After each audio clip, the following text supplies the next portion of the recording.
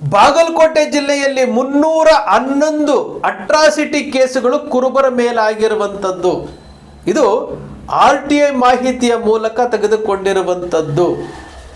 ಬಾಗಲಕೋಟೆ ಜಿಲ್ಲೆಯಲ್ಲಿ 311 ಜನ ಕುರುಬ ಸಮುದಾಯದ ಮೇಲೆ ಅಟ್ರಾಸಿಟಿ ಕೇಸುಗಳು ದಾಖಲಾಗಿರುವಂಥದ್ದು, ಶಿಕ್ಷೆಯನ್ನು ಅನುಭವಿಸಿರುವಂಥದ್ದು. ದಾವಣಗೆರೆ ಜಿಲ್ಲೆಯಲ್ಲಿ 36 ಅಟ್ರಾಸಿಟಿ ಕೇಸುಗಳಾಗಿರುವಂಥದ್ದು. ಪಾವಗಡ ತಾಲೂಕು, ತುಮಕೂರು ಜಿಲ್ಲೆಯ ಪಾವಗಡ ತಾಲೂಕಿನಲ್ಲಿ 7 ಅಟ್ರಾಸಿಟಿ ಆಗಿರುವಂಥದ್ದು RTI ಮೂಲಕ ತೆಗೆದುಕೊಂಡಿರುವಂಥದ್ದು. ಮತ್ತಷ್ಟು ಮಾಹಿತಿಗಳು ಬರುವುದಿದೆ, ಕಾಯ್ತಾ ಇದ್ದೇವೆ. ಯಾತಕ್ಕೆ ಈ ಸಮುದಾಯದ ಮೇಲೆ ನಡೀತಾ ಇರುವಂಥ ಅಟ್ರಾಸಿಟಿ ದೌರ್ಜನ್ಯಗಳು, ಆ ದೌರ್ಜನ್ಯಗಳಿಂದ ಮುಕ್ತಗೊಳಿಸಬೇಕು. ST ಮೀಸಲಾತಿಯಲ್ಲಿ ಆಗಿರುವಂತಹ ಅನ್ಯಾಯವನ್ನು ಸರಿಪಡಿಸಬೇಕು. ಅಖಂಡ ಕರ್ನಾಟಕದ ಕುರುಬರಿಗೆ ST ಮೀಸಲಾತಿ ವಿಸ್ತಾರ ಆಗಬೇಕು. ಈ ಗುರಿಯನ್ನು ಇಟ್ಟುಕೊಂಡು ನಿರಂತರವಾಗಿ 10 ವರ್ಷಗಳಿಂದ ಹೋರಾಟ ನಡೀತಾ ಇದೆ, ಕಾರ್ಯತಂತ್ರ ನಡೀತಾ ಇದೆ. ತಾಳ್ಮೆ, ಜಾಣ್ಮೆ, ಯುಕ್ತಿ, ತಂತ್ರ ಎಲ್ಲವನ್ನ ಬಳಸಿಕೊಂಡು ಈ ಸಮುದಾಯದಲ್ಲಿ ST ಮೀಸಲಾತಿಗೋಸ್ಕರವಾಗಿ ಯಾವ ರಾಜಕಾರಣಿಯೂ ಸಹ ಸ್ವಯಂ ಪ್ರೇರಿತವಾಗಿ ಬಂದು ಕೈ ಜೋಡಿಸಿಲ್ಲ, ದನಿ ಎತ್ತಿಲ್ಲ.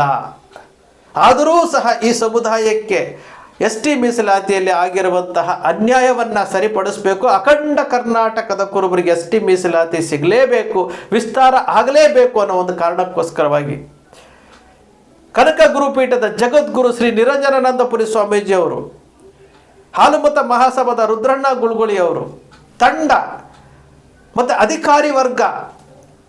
ಅಧಿಕಾರಿ ವರ್ಗದವರು ಎಲ್ಲ ಸೇರಿ ಈ 10 ವರ್ಷಗಳಲ್ಲಿ ಮಾಹಿತಿಗಳನ್ನು ಕಲೆ ಹಾಕಿ 76ರಲ್ಲಿ ಆಗಿರುವಂತಹ ತಪ್ಪು, 86ರಲ್ಲಿ ಆಗಿರುವಂತಹ ತಪ್ಪು, 91ರಲ್ಲಿ ಆಗಿರುವಂತಹ ತಪ್ಪು, ಈ ತಪ್ಪುಗಳನ್ನೆಲ್ಲ ಯಾಕಾಗಿದೆ ಅಂತ ಉಗ್ರಪ್ಪನವರು ಹೇಳಿದ ರೀತಿಯಲ್ಲೇ ನಮ್ಮ ಸ್ವಯಂಕೃತ ಅಪರಾಧಗಳ ಮೇಲೆ ನಾವೇ ಕಳ್ಕೊಂಡಿದ್ದೀವಿ, ಅದನ್ನು ಮತ್ತೆ ಪಡಿಬೇಕು ಅಂತೇಳಿ ಏನೆಲ್ಲ ಕಾರ್ಯತಂತ್ರಗಳನ್ನು ಮಾಡ್ತಾ ಇದ್ರೆ ಇಲ್ಲಿ ದಾರಿ ತಪ್ಪಿಸುವಂತಹ ಕೆಲಸಗಳಾಗ್ತಾ ಇದೆಯಲ್ಲ.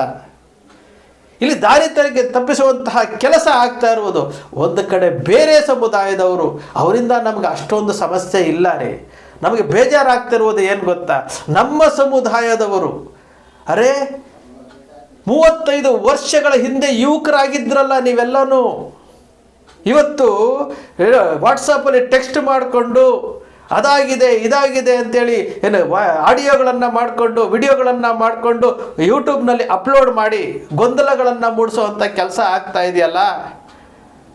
ಇದೇ ವ್ಯಕ್ತಿಗಳು 35 ವರ್ಷಗಳ ಹಿಂದೆ ಇದ್ರಲ್ಲ, ಅವತ್ತು ಮಾತಾಡಲಿಲ್ಲ? ಕಾನೂನನ್ನು ತಿಳ್ಕೊಂಡಿದ್ರಲ್ಲ ಅವರು, ಅವತ್ತ್ಯಾಕ್ರಿ ಮಾತಾಡಲಿಲ್ಲ? 76, 86, 91 ಯಾಕೆ ಮಾತಾಡಲಿಲ್ಲ? ಉಗ್ರಪ್ಪನವರು ಸಹ ವಕೀಲರಾಗಿರುವಂಥವರು.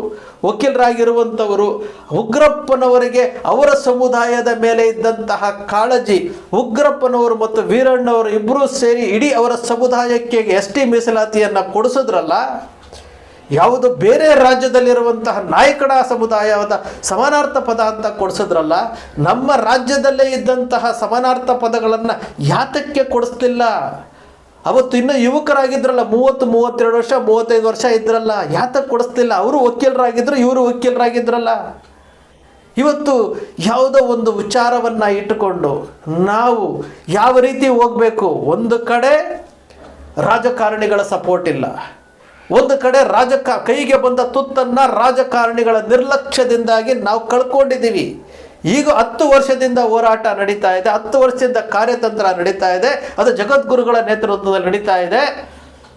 ಇಲ್ಲಿ ಸಪೋರ್ಟ್ ಕೊಡೋರಿಲ್ಲ. ಆದರೂ ಸಹ ಬಿಡದೆ ಈ ಹಂತದವರೆಗೆ ತೆಗೆದುಕೊಂಡು ಹೋಗ್ತಾ ಇದ್ದರೆ ಅದನ್ನು ದಾರಿ ತಪ್ಪಿಸುವಂಥ ಕೆಲಸ ನಮ್ಮವರೇ ಮಾಡ್ತಾರೆ ಅಂತಂದಾಗ ಹೋರಾಟ ಮಾಡೋರ ಮನಸ್ಥಿತಿ ಹೇಗಾಗ್ಬೇಕ್ರಿ? ಹೋರಾಟ ಮಾಡೋ ಮನಸ್ಥಿತಿ ಹೇಗಾಗಬೇಕು?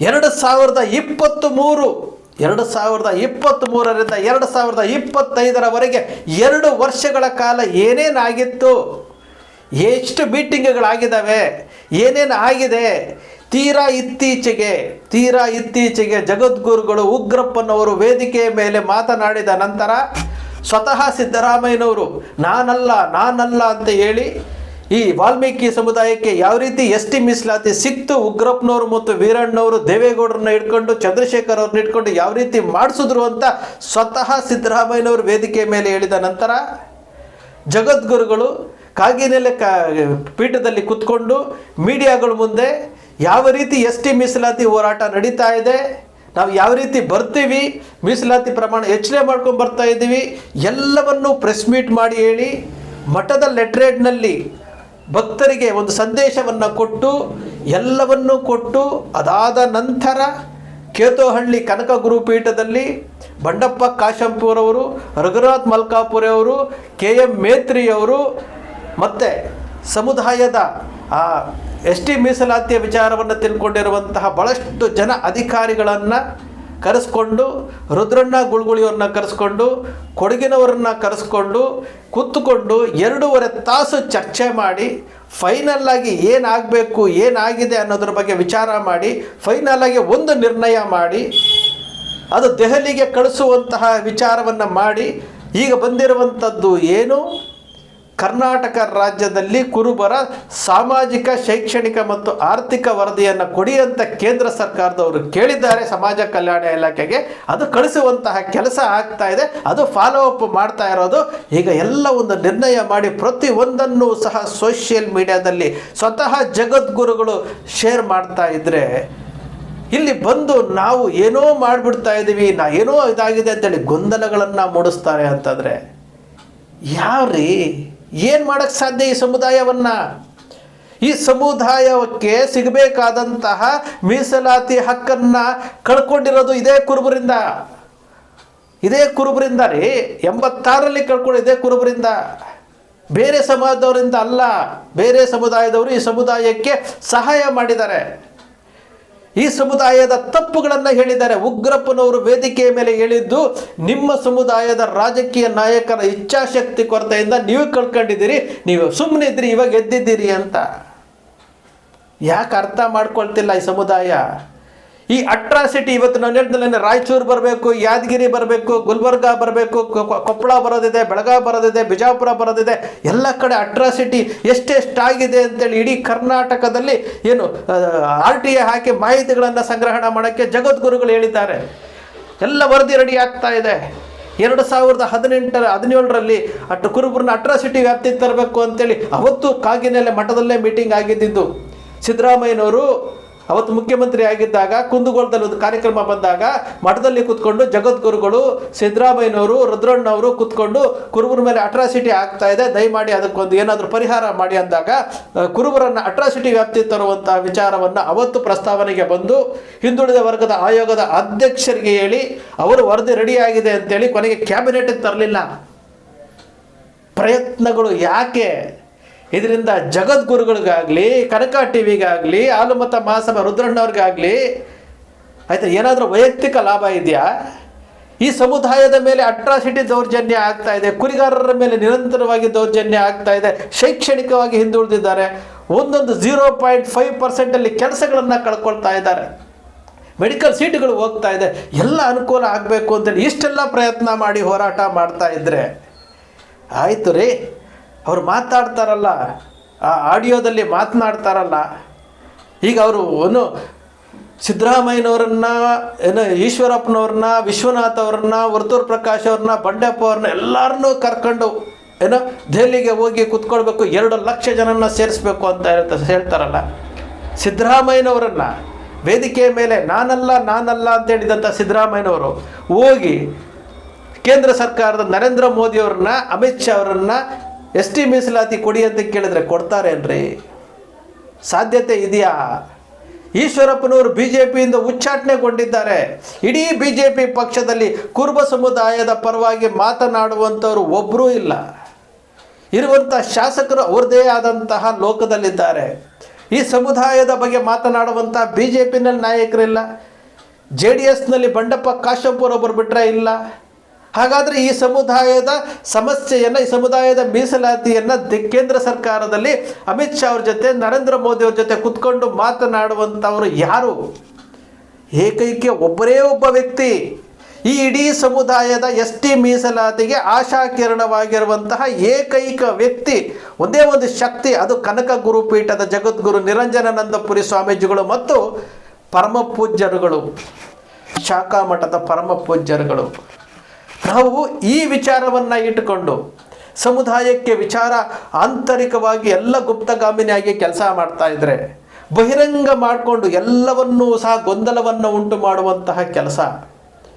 ಇವ್ರು ಹೇಳ್ತಾರೆ 2 ಲಕ್ಷ ಜನ ನಾವು ದೆಹಲಿಗೆ ಕರ್ಕೊಂಡು ಹೋಗಬೇಕು. 22 ಬೋಗಿ ಟ್ರೈನನ್ನು ಬುಕ್ ಮಾಡಬೇಕಾದ್ರೆ 2 ಬೋಗಿಗಳು ರೈಲ್ವೆ ಡಿಪಾರ್ಟ್ಮೆಂಟ್ಗೆ ಕೊಟ್ಟು 20 ಬೋಗಿಗಳಿಗೆ 30 ಲಕ್ಷ ರೂಪಾಯಿ, 1450 ಜನಕ್ಕೆ 30 ಲಕ್ಷ ರೂಪಾಯಿ ಟಿಕೆಟ್ ಆಗುತ್ತೆ. ಟಿಕೆಟ್ ಆಗುತ್ತೆ. 2 ಲಕ್ಷ ಜನನ ನೀವು ದೆಹಲಿಗೆ ಕರ್ಕೊಂಡು ಹೋಗ್ತೀನಿ ಅಂತಂದರೆ 50 ಕೋಟಿ ರೂಪಾಯಿ ಟಿಕೆಟ್ ಆಗುತ್ತೆ. ಇನ್ನು 50 ಕೋಟಿ ರೂಪಾಯಿ ಖರ್ಚಾಗುತ್ತೆ ಊಟ ತಿಂಡಿ ವಸತಿಗೆ. 100 ಕೋಟಿ ರೂಪಾಯಿಗಳನ್ನು ಖರ್ಚು ಮಾಡ್ಕೊಂಡು ನಾವು ಹೇಳೋದಕ್ಕೆ ಒಂದು ಅರ್ಥ ಇರಬೇಕು. 100 ಕೋಟಿ ರೂಪಾಯಿ ಖರ್ಚು ಮಾಡಿಕೊಂಡು ದೆಹಲಿಗೆ ಹೋಗಿ 2 ಲಕ್ಷವನ್ನು ಸೇರಿಸ್ಕೊಂಡು ಎಲ್ಲ ಹೋಗಿ ಕೇಳಿಬಿಟ್ಟು ಒಂದು ಪ್ರತಿಭಟನೆ ಮಾಡಿದ್ರೆ ಸಿಗೋ ಥರ ಆಗಿದ್ರೆ, ಇವತ್ತು ಮಹಾರಾಷ್ಟ್ರದಲ್ಲಿ ನಿರಂತರವಾಗಿ ಎಸ್ ಟಿ ಹೋರಾಟ ನಡೀತಾ ಇದೆ. 1 ಕೋಟಿಗೂ ಜನಸಂಖ್ಯೆ ಇರುವಂಥ ಮಹಾರಾಷ್ಟ್ರದಲ್ಲಿ ಎಸ್ ಟಿ ಮೀಸಲಾತಿ ಸಿಗಬೇಕು ಅಂತ ಧನಗಾರ ಸಮುದಾಯ ಎಷ್ಟು ಹೋರಾಟ ಮಾಡ್ತಾ ಇದೆ. ಇನ್ನು ಕುಲಶಾಸ್ತ್ರ ಅಧ್ಯಯನದ ಅಂತಿಮ ವರದಿ ಅಲ್ಲಿ ಗೊಂದಲದಲ್ಲಿದೆ. ಕರ್ನಾಟಕದಲ್ಲಿ ಎಷ್ಟು ಫಾಸ್ಟಾಗಿ ಕೆಲಸ ಆಗಿದೆ. ಶಿಫಾರಸು ಮಾಡಿರುವಂಥದ್ದು ಜುಲೈ 20ನೇ ತಾರೀಕು 2023, 2025 ಇಷ್ಟು ಬೆಳವಣಿಗೆ ನಡೆದಿದೆ. ಅದ್ರ ಒಳಗಡೆಗೆ ಕೆಲವೊಂದು ವಿಚಾರಗಳನ್ನು ಹೇಳ್ಕೊಡೋಕ್ಕಾಗೋದಿಲ್ಲ ಬಹಿರಂಗವಾಗಿ. ಇಷ್ಟು ಇದು ಕಾರ್ಯಸೂಚಿಗಳು, ಕಾರ್ಯತಂತ್ರಗಳು, ರೂಪುರೇಷೆಗಳು, ಇಷ್ಟು ಬೆಳವಣಿಗೆಗಳಾಗ್ತಾ ಇದ್ದರೆ ಇಲ್ಲಿ ಯಾವ ರೀತಿ ನಾವು ಮಾತನಾಡಬೇಕು ಅನ್ನೋದೇ ಗೊತ್ತಿಲ್ಲ. ಮಾಹಿತಿಗಳನ್ನು ಸಂಗ್ರಹಣ ಮಾಡ್ಕೊಂಡು ಕೂತಿದ್ದೀವಿ. ಇದರ ಹಿಂದೆ ಎಷ್ಟು ಜನ ಕೆಲಸ ಮಾಡ್ತಾ ಇದ್ದಾರೆ ಗೊತ್ತಿದೆಯಾ? ಸುಮ್ಮನೆ ಮಾತಾಡಬೇಕು. ಬಹಳ ಬೇಸರ ಆಗುತ್ತೆ ರೀ. ನಾವು ನೆನ್ನೆಯಿಂದ ನೋಡ್ತಾ ಇದ್ದೀವಿ, ಒಂದು ಕಡೆ ಜಗದ್ಗುರುಗಳು ಅವರು ಬೇಜಾರಾಗಿದ್ದಾರೆ, ನಾವು ಬೇಜಾರಾಗಿದ್ದೀವಿ, ರುದ್ರಣ್ಣವರು ಬೇಜಾರಾಗಿದ್ದಾರೆ. ನಾವು ದಾವಣಗೆರೆಯಲ್ಲಿ ಮಾಹಿತಿ ಸಭೆ ಅದಕ್ಕೆ ಮಾಡಿದ್ದು, ಸಮುದಾಯಕ್ಕೆ ವಿಷಯ ಗೊತ್ತಾಗಲಿ ಅಂತೇಳಿ ದಾವಣಗೆರೆಯಲ್ಲಿ 26ಕ್ಕೆ ಮಾಡಿದ್ವಿ. 2ನೇ ತಾರೀಕು ಕೊಪ್ಪಳದಲ್ಲಿ ಅದಕ್ಕೆ ಮಾಡ್ತಾ ಇರುವಂಥದ್ದು, ಸಮುದಾಯದಲ್ಲಿ ಗೊಂದಲ ಇರಬಾರ್ದು ಅಂತೇಳಿ. ನಾವು ಯಾವ ವಿಚಾರವನ್ನು ಯಾವ ರೀತಿ ಹಂಚ್ಕೊಳ್ಬೇಕು ಅನ್ನೋದು ಗೊತ್ತಿಲ್ಲ ನಮಗೆ. ನಾವು ಮಾತಾಡ್ತೀವಿ. ನೆನ್ನೆ ಬೆಳಿಗ್ಗೆಯಿಂದ ರಾತ್ರಿಯವರೆಗೂ ಸುಮಾರು ಒಂದು 20-30 ಫೋನ್ ಕಾಲ್ಗಳು, ವಾಟ್ಸಪ್ ಮೆಸೇಜ್ಗಳು. ಯಾತಕ್ಕೆ, ಏನು ಮಾಡಲಿಕ್ಕೆ ಹೊರಟಿದ್ದೀರಿ? ಅವತ್ತು ಇದೇ ಏನು ಕಾಳಜಿ, ಇವತ್ತೇನು ವಾಟ್ಸಪ್ಪಲ್ಲಿ ಹಾಕ್ಕೊಂಡು ಆಡಿಯೋ ಹಾಕ್ಕೊಂಡು ಈ ಕಾಳಜಿ ತೋರಿಸಿದ್ರಲ್ಲ, ಅವತ್ತು ಏನಾಗಿತ್ತು ಸ್ವಾಮಿ? 76 ಬಿಟ್ಬಿಡಿ, 86 ಏನಾಗಿತ್ತು, 91 ಏನಾಗಿತ್ತು, 2014ರಲ್ಲಿ ಏನು ಸಿದ್ದರಾಮಯ್ಯನವ್ರು ಶಿಫಾರಸು ಇದು ಕುಲಶಾಸ್ತ್ರ ಅಧ್ಯಯನಕ್ಕೆ ಆದೇಶ ಮಾಡಿದ್ರಲ್ಲ, ಅದಕ್ಕಿಂದೆ ಅವಾಗೆಲ್ಲ ಹೋಗಿದ್ರಿ? ಆ 3 ಜಿಲ್ಲೆದು ಮಾಡಿಸ್ತಾ ಕುಲಶಾಸ್ತ್ರ ಅಧ್ಯಯನ ಆಗಿತ್ತಲ್ಲ, ಅವಾಗ್ಯಾಕೆ ವಿಷಯ ತಗೊಳ್ಲಿಲ್ಲ? ಎಲ್ಲವನ್ನು ವಿಚಾರ ಮಾಡಬೇಕ್ರಿ. ನಾವೇನೋ ಮಾಡ್ತೀವಿ ಅನ್ನೋದಲ್ಲ, ಇದು ಸಮುದಾಯ ರೀ. ನಾನು ಯಾಕೆ ಈ ಅಟ್ರಾಸಿಟಿ ಕೇಸುಗಳನ್ನು ತೆಗಿತಾ ಇದ್ದೀವಿ ಅಂತಂದರೆ, ಅದಕ್ಕೂ ಒಂದು ತಂಡ ರಚನೆ ಆಗ್ತಾ ಇದೆ. ಜಗದ್ಗುರುಗಳ ನೇತೃತ್ವದಲ್ಲಿ ಅದಕ್ಕೂ ಒಂದು ಸಮಿತಿ ರಚನೆ ಆಗ್ತಾ ಇದೆ. ಅಖಂಡ ಕರ್ನಾಟಕದಲ್ಲಿ ಕುರುಬರ ಮೇಲೆ ಆಗಿರುವಂಥ ಅಟ್ರಾಸಿಟಿ ದೌರ್ಜನ್ಯಗಳ ದಾಖಲೆಗಳು ಸಂಗ್ರಹಣ ಆಗ್ತಾ ಇದೆ. ಒಂದು ಸಮಿತಿ ರಚನೆ ಆಗ್ತಾ ಇದೆ. ಈ ಸಮುದಾಯಕ್ಕೆ ಆಗ್ತಾ ಇರುವಂತಹ ಅನ್ಯಾಯಗಳ ಬಗ್ಗೆ ಈ ಸರ್ಕಾರಗಳ ಮುಂದೆ ಕೂಗಿ ಹೇಳುವಂತಹ ವಿಚಾರವಾಗಿ ಜಗದ್ಗುರುಗಳು ಮತ್ತು ರುದ್ರಣ್ಣ ಗುರುಗಳಿಯವರ ತಂಡ ಕೆಲಸ ಮಾಡ್ತಾ ಇದ್ದಾರೆ. ಅರ್ಥ ಮಾಡ್ಕೊಳ್ಳಿ. ಈ ಸಮುದಾಯದಲ್ಲಿ ಹುಟ್ಟಿರುವಂಥ ಪ್ರತಿಯೊಬ್ಬರಿಗೂ ಇದು ಕರ್ತವ್ಯ. ನಾವಿಲ್ಲಿ ವ್ಯೂಸ್ಗೋಸ್ಕರವಾಗಿ ಮತ್ತೊಂದಕ್ಕೋಸ್ಕರವಾಗಿ ಮಾತಾಡೋದಿಲ್ಲ. ಈ ಸಮುದಾಯ ಪಡ್ತಾ ಇರುವಂಥ ಕಷ್ಟ ಇದೆಲ್ಲ, ಕಷ್ಟದಿಂದ ಹೊರಗಡೆ ಬರಬೇಕು ಅನ್ನೋ ಒಂದೇ ಒಂದು ಕಾರಣಕ್ಕೋಸ್ಕರವಾಗಿ ನಿರಂತರ ಪ್ರಯತ್ನ ಮಾಡ್ತಾ ಇದ್ವಿ. ನಾವು ಎಲ್ಲೂ ಹೋಗಿ ಯಾವುದ್ಯಾವುದೋ ದೊಡ್ಡ ಸಮಾವೇಶಗಳನ್ನು ಮಾಡಿ ಹೆಸರು ತಗೊಂಡು ಹಾರ ಹಾಕ್ಕೊಂಡು ಮಾಡ್ಕೊಳ್ಳೋಂಥ ಕೆಲಸ ಅಲ್ಲ ಇದು. ಅರ್ಥ ಮಾಡ್ಕೊಳ್ಬೇಕಾಗುತ್ತೆ. ಈ ಸಮುದಾಯ ಅರ್ಥ ಮಾಡ್ಕೊಳ್ಬೇಕಾಗುತ್ತೆ. ಇನ್ನೆಷ್ಟು ದಿನ ಈ ರೀತಿ ಮೂರ್ಖರಾಗಿರ್ತೀರಿ? ಬೇಜಾರಾಗುತ್ತೆ ಹೇಳೋದಕ್ಕೆ. ಕೆಲವೊಂದು ವಿಚಾರಗಳನ್ನು ನಾವು ಬಹಿರಂಗವಾಗಿ ಹೇಳ್ಕೊಳ್ಳುವಂತಹ ಪರಿಸ್ಥಿತಿಲಿ ಇಲ್ಲ. ನಮಗೆ ಬೇರೆ ಸಮುದಾಯದವರಿಗಿಂತಲೂ ನಮ್ಮ ಸಮುದಾಯದ ಆಂತರಿಕವಾಗಿ ಈ ರೀತಿಯಾದಂತಹ ಗೊಂದಲಗಳನ್ನು ಮೂಡಿಸೋದ್ರಿಂದ ನಮ್ಮ ಹೋರಾಟಗಳಿಗೆ ಬಹಳ ಆತ್ಮಸ್ಥೈರ್ಯ ಕುಗ್ಗಿಸುವಂತಹ ಕೆಲಸ ಆಗ್ತಾ ಇದೆ. ಅರ್ಥ ಮಾಡ್ಕೊಳ್ಳಿ. ಇಷ್ಟು ವರ್ಷಗಳ ಕಾಲ ಬಾಯೇ ತೆಗೆದೇ ಇರುವಂಥವ್ರು ಈಗ ಯಾಕೆ ಸ್ವಾಮಿ ಈ ಗೊಂದಲಗಳು? ಈಗ ಯಾಕೆ ಆಗುವಂತಹ ಕೆಲಸನ ದೆಹಲಿಗೆ ಹೋಗಬೇಕಾದಂತಹ ಸನ್ನಿವೇಶ ಬರಬಹುದು. ಬರುವಾಗ ಅದನ್ನು ಮಠದ ಕಡೆಯಿಂದ ಯಾವ ರೀತಿ ಪ್ಲ್ಯಾನ್ ಮಾಡಿಕೊಂಡು, ಯಾವ ರೀತಿ ಇಂತಿಷ್ಟು ಜನ 2 ರೈಲುಗಳನ್ನು ಬುಕ್ ಮಾಡಿಕೊಂಡು ಹೋದರೆ ನಾವು ಅಲ್ಲಿ ಹೋಗಿ ಏನು ಮಾಡಬೇಕು ಅನ್ನೋದ್ರ ಬಗ್ಗೆನೂ ಚರ್ಚೆ ಆಗಿ ಅದರ ಕೊಟೇಶನ್ನು ತರಿಸ್ಕೊಂಡಿದ್ದಾರೆ ಗುರುಗಳು. ಅರ್ಥ ಮಾಡ್ಕೊಳ್ಬೇಕಾಗುತ್ತೆ. ಈ ಸಮುದಾಯದ ಹಣವನ್ನು ವೇಸ್ಟ್ ಮಾಡೋದು, ಈ ಸಮುದಾಯಕ್ಕೆ ಆಗ್ತಾ ಇರುವಂತಹ ಅನ್ಯಾಯವನ್ನು ಸರಿಪಡಿಸೋದು, ಎಲ್ಲದರ ಬಗ್ಗೆ ಯೋಚನೆ ಮಾಡ್ತಾ ಇದ್ದೀವಿ. ಹಣ ಖರ್ಚಾಗದೆ ಶಕ್ತಿ, ಯುಕ್ತಿ, ತಂತ್ರ, ತಾಳ್ಮೆ ಎಲ್ಲವನ್ನ ಬಳಸ್ಕೊಂಡು ಇವತ್ತು ಈ ಸಮುದಾಯಕ್ಕೆ ST ಮೀಸಲಾತಿ. ಅರೆ, ಉಗ್ರಪ್ಪನವ್ರ ವೇದಿಕೆ ಮೇಲೆ ಯಾಕೆ ಹೇಳ್ತಾರ್ರಿ? ಉಗ್ರಪ್ಪನವ್ರ ವೇದಿಕೆಯ ಮೇಲೆ ನಮ್ಮ ತಟ್ಟೆಗೆ ಕೈ ಹಾಕಬೇಡಿ ಅಂತ ಯಾಕ್ರಿ ಹೇಳ್ತಾರೆ? ಅಂತಹ ಸೀನಿಯರ್ ಮೋಸ್ಟ್ ಉಗ್ರಪ್ಪನವರು, ಅಂತಹ ವಕೀಲರು ಯಾತಕ್ಕೆ ಕೇಳ್ತಾರೆ? ಅವ್ರಿಗೆ ಗೊತ್ತಿಲ್ವಾ? ನಮ್ಮ ಸಮುದಾಯದ ವಕೀಲರು ಇವತ್ತು ಮಾತನಾಡ್ತಾ ಇದ್ದಾರಲ್ಲ, ಉಗ್ರಪ್ಪನವ್ರಿಗೆ ಗೊತ್ತಿಲ್ವಾ? ಇವ್ರು ಹೇಳೋ ಪ್ರಕಾರ ಏನೂ ಇಲ್ಲ ಅಂದಿದ್ರೆ ಉಗ್ರಪ್ಪನವರು ವೇದಿಕೆ ಮೇಲೆ ಯಾಕ್ರೆ ಮಾತನಾಡ್ತಿದ್ರು? ನೀವು ಬರುವುದಾದರೆ ನಿಮ್ಮ ಪಾಲನ್ನು ತೆಗೆದುಕೊಂಡು ಬನ್ನಿ ಅಂತೇಳಿ ವಕೀಲರಾದಂತಹ ಉಗ್ರಪ್ಪನವರೇ ವೇದಿಕೆ ಮೇಲೆ ಹೇಳ್ತಾರೆ ಅಂತಂದರೆ ಅರ್ಥ ಮಾಡ್ಕೊಳ್ಬೇಕಲ್ವಾ ಇದು ಯಾವ ಸ್ಥಿತಿಗೆ ಹೋಗಿದೆ. ಕುರುಬರು ST ಮೀಸಲಾತಿ ತಗೊಳ್ತಾರೆ, ನಮ್ಮ ಸಮುದಾಯಕ್ಕೆ ತೊಂದರೆ ಆಗುತ್ತೆ ಅಂತೇಳಿ ಆ ಸಮುದಾಯದ ಒಬ್ಬ ವಕೀಲರು, ಹಿರಿಯ ವಕೀಲರು ವೇದಿಕೆಯ ಮೇಲೆ ವಾಲ್ಮೀಕಿ ಜಯಂತಿ ದಿವಸ ಮಾತನಾಡ್ತಾರೆ ಅಂತಂದರೆ ನಾವು ಅರ್ಥ ಮಾಡ್ಕೊಳ್ಬೇಕಾಗಿತ್ತಲ್ವಾ? ದಯಮಾಡಿ, ಬಹಳ ಬೇಸರ ಆಗ್ತಾ ಇದೆ. ಬೇಸರದಿಂದಲೇ ಈ ವಿಡಿಯೋವನ್ನು ಮಾಡ್ತಾ ಇದ್ದೀವಿ. ಬಹಳ ನೋವಿನಿಂದ ಈ ವಿಡಿಯೋ ಮಾಡ್ತಾ ಇದ್ದೀವಿ. ಯಾಕಂದರೆ ನನ್ನೆಯಿಂದ ನಮಗೆ ಬೇಸರ ಆಗ್ತಾ ಇದೆ. ಯಾಕಂದರೆ ನಮ್ಮ ಸಮುದಾಯದ ST ಮೀಸಲಾತಿಯ ವಿಚಾರದಲ್ಲಿ ಮಾತನಾಡಬೇಕಾದ ಸಮಯದಲ್ಲಿ ಯಾರೂ ಮಾತಾಡಲಿಲ್ಲ. ಕೈಗೆ ಬಂದದ್ದನ್ನು ಕೆಳಗಡೆ ಚೆಲ್ಕೊಂಡ್ವಿ, ಬಾಯಲ್ಲಿದ್ದದನ್ನು ಉಗುಳ್ಕೊಂಡ್ವಿ, ಎಲ್ಲವನ್ನೂ ಮಾಡಿದ್ವಿ. ಅವತ್ತು ಯಾರೂ ಬಾಯಿ ತೆಗಿಲಿಲ್ಲ. ಇವತ್ತು 10 ವರ್ಷದಿಂದ ಮಾಡಿ ಕೊನೆ ಹಂತಕ್ಕೆ ಹೋಗ್ತಾ ಇದೆ, ಅಂತಿಮ ಹಂತಕ್ಕೆ ಹೋಗ್ತಾ ಇದೆ.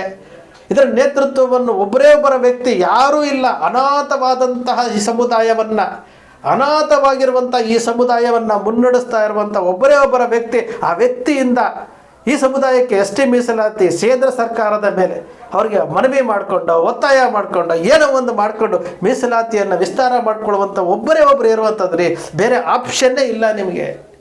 ನೀವು ಜನಗಳನ್ನು ಸೇರಿಸಿ ಪ್ರತಿಭಟನೆ ಮಾಡಿ ಕೂಗಾಡ್ಕೊಂಡು ಜನರನ್ನು ಇದು ಮಾಡಿಸ್ತೀರಿ. ಆ ರೀತಿ ಇದ್ದಿದ್ರೆ ಎಷ್ಟೋ ರಾಜ್ಯಗಳಲ್ಲಿ ಎಷ್ಟೋ ಲಕ್ಷ ಜನ ಸೇರಿಸ್ಬಿಡ್ತಾ ಇದ್ರು. ಅದಕ್ಕೆ ನಾನು ಮಹಾರಾಷ್ಟ್ರದ ಉದಾಹರಣೆ ಕೊಟ್ಟಿದ್ದು. ನೆನ್ನೆ ದಿವಸ ಮಹಾರಾಷ್ಟ್ರದವರು ಫೋನ್ ಮಾಡಿದರು ನಮಗೆ. ಮಹಾರಾಷ್ಟ್ರದವರು ಫೋನ್ ಮಾಡಿ ನೆನ್ನೆ ಮಾಹಿತಿಗಳನ್ನು ಕಲೆ ಹಾಕ್ಕೊಂಡ್ರು. ತಮಿಳುನಾಡಿನ ಕುರುಬರು ಅವರೂ ಸಹ ST ಮೀಸಲಾತಿಗೋಸ್ಕರ ಹೋರಾಟ ಮಾಡ್ತಾ ಇದ್ದಾರೆ. ನಮ್ಮ ಜೊತೆ ದೆಹಲಿಗೆ ಅವರೂ ಬಂದಿದ್ದರು. ಯಾಕೆ ಆಗ್ತಾ ಇಲ್ಲ? ಇಷ್ಟು ಶೀಘ್ರವಾಗಿ 2023ರಿಂದ 2025ರವರೆಗೆ ಆ 2 ವರ್ಷಗಳ ಕಾಲ ಏನೇನು ಕಾರ್ಯಚಟುವಟಿಕೆಗಳಾಗಿದೆ, ಪ್ರಯತ್ನಗಳಾಗಿದೆ ಅಂತ ಏನಾದರೂ ಗೊತ್ತಿದೆಯಾ ನಿಮಗೆ? ಗೊತ್ತಿಲ್ಲ. ಅದಕ್ಕೋಸ್ಕರವಾಗಿ ಈ ಗೊಂದಲಗಳು ಮೂಡಿಸ್ಬಿಟ್ಟಿದ್ದಾರೆ. ಇದು ಆಂತರಿಕವಾಗಿ ನಡೀತಾ ಇದ್ದಂಥ ವಿಚಾರ ಗೊಂದಲ ಮೂಡಿಸಿದ್ದಾರೆ ಅಂತೇಳಿ ಇವಾಗ ಕೊಪ್ಪಳದಲ್ಲಿ 2ನೇ ತಾರೀಕು ಮಾಹಿತಿ ಸಭೆ ಅಂತ ಮಾಡ್ತಾ ಇದ್ವಿ. ಸಮಾವೇಶ ಅಲ್ಲ. ಸಮುದಾಯದವರು ಬಂದು ಕುತ್ಕೊಂಡಾಗ ಅವರಿಗೆ ಮಾಹಿತಿ ತಿಳಿಸುವಂತಹ ಪ್ರಯತ್ನ ಮಾಡ್ತಾ ಇದ್ವಿ. ಜಗದ್ಗುರುಗಳ ಅವ್ರ ಪರ್ಮಿಷನ್ ತಗೊಂಡು ಅವ್ರಿಗೆ ವಿಷಯ ತಿಳಿಸಿ ಮಾಡ್ತಾ ಇದ್ವಿ. 26ಕ್ಕೆ ದಾವಣಗೆರೆಯಲ್ಲಿ ಮಾಡಿದ್ವಿ, 2ನೇ ತಾರೀಕು ಕೊಪ್ಪಳದಲ್ಲಿ ಮಾಡ್ತಾ ಇದ್ವಿ. ಮುಂದಿನ 15 ದಿವಸಗಳ ನಂತರ ಬೆಂಗಳೂರು ದಕ್ಷಿಣ ಕರ್ನಾಟಕ ಭಾಗದಲ್ಲಿ ಕೋಲಾರದಲ್ಲಿ ನಾವು ಮಾಡ್ತೀನಿ ಅಂತ ಇದ್ದಾರೆ. ಅಲ್ಲಿಯೂ ಮಾಡ್ತಾ ಇದ್ದೀವಿ, ಬೆಳಗಾಮಲ್ಲೂ ಮಾಡ್ತಾ ಇದ್ದೀವಿ. ಅರ್ಥ ಮಾಡ್ಕೊಳ್ತೀರಾ ಅಂದ್ಕೊಂಡಿದ್ವಿ. ಬಹಳ ಬೇಸರ ಆಗುತ್ತೆ. ಸುಮ್ಮನೆ ಅನಾವಶ್ಯಕವಾದಂತಹ ಗೊಂದಲಗಳನ್ನ ಮೂಡಿಸೋಕೆ ಹೋಗಬೇಡಿ ದಯಮಾಡಿ. ಬೇಸರದಿಂದ ಈ ವಿಡಿಯೋ ಮಾಡ್ತಾ ಇದ್ದೀನಿ, ಭಾಳ ನೋವಿನಿಂದ ವಿಡಿಯೋ ಮಾಡ್ತಾ ಇದ್ದೀವಿ. ನನ್ನ ದಿವಸ ಎಲ್ಲರೂ ಬೇಜಾರಾಗಿದ್ದಾರೆ, ಹೋರಾಟ ಮಾಡ್ತಾ ಇರೋರು ಎಲ್ಲರೂ ಬೇಜಾರಾಗಿದ್ದಾರೆ. ಈ ಕೆಲಸವನ್ನು ಮಾಡಲಿಕ್ಕೆ ಹೋಗಬೇಡಿ. ನಾವು ಊಟ ಮಾಡಬೇಕ್ರಿ. ಅಟ್ರಾಸಿಟಿ ದೌರ್ಜನ್ಯಗಳಿಂದ ತಪ್ಪಿಸ್ಬೇಕು ಈ ಸಮುದಾಯವನ್ನು. ಅರ್ಥ ಮಾಡ್ಕೊಳ್ಳಿ. ST ಮೀಸಲಾತಿ ವಿಸ್ತಾರ ಆಗಲೇಬೇಕು. ಆ ಗುರಿ ಇಟ್ಕೊಂಡು ಹೋಗೋಣಂತೆ, ಬೇರೆ ಯಾವುದ್ರ ಬಗ್ಗೆ ಯೋಚನೆ ಮಾಡೋಕ್ಕೆ ಹೋಗಬೇಡಿ. ಬಂಧುಗಳೇ, ಶ್ರೀ ಕನಕ ಟಿವಿ ಸೃಷ್ಟಿ ಮಾಡೋದಿಲ್ಲ, ಕಲ್ಪನೆ ಮಾಡೋದಿಲ್ಲ, ವಾಸ್ತವದ ವಿಚಾರವನ್ನು ವಿಶ್ಲೇಷಣೆ ಮಾಡುತ್ತೆ. ಕನಕ ಟಿವಿಯ ವಿಶ್ಲೇಷಣೆ ನಿಮ್ಗೆ ಇಷ್ಟ ಆಯಿತು ಅಂದರೆ ಸಬ್ಸ್ಕ್ರೈಬ್ ಆಗಲಿಲ್ಲ ಅಂದರೆ ಸಬ್ಸ್ಕ್ರೈಬ್ ಮಾಡ್ಕೊಳ್ಳಿ. ಪಕ್ಕದಲ್ಲಿ ಕಾಣುವಂಥ ಬೆಲ್ ಐಕಾನ್ ಪ್ರೆಸ್ ಮಾಡಿ, ಶೇರ್ ಮಾಡಿ, ಪ್ರೋತ್ಸಾಹ ನೀಡಿ.